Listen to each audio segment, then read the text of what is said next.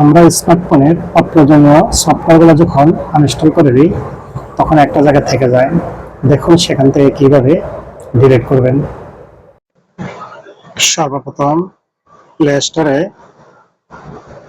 চাপ দিয়ে একটু ধরে রাখবেন, মাই অ্যাপসে ক্লিক করবেন,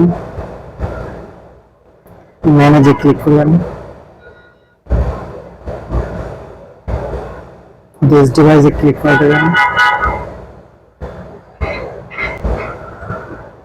নট ইনস্টলে ক্লিক করবেন,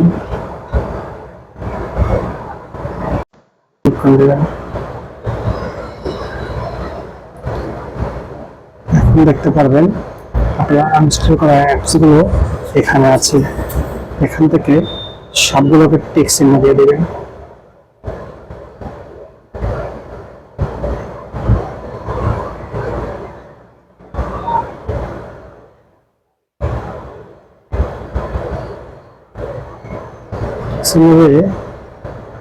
এখানে ক্লিক করে দেবেন।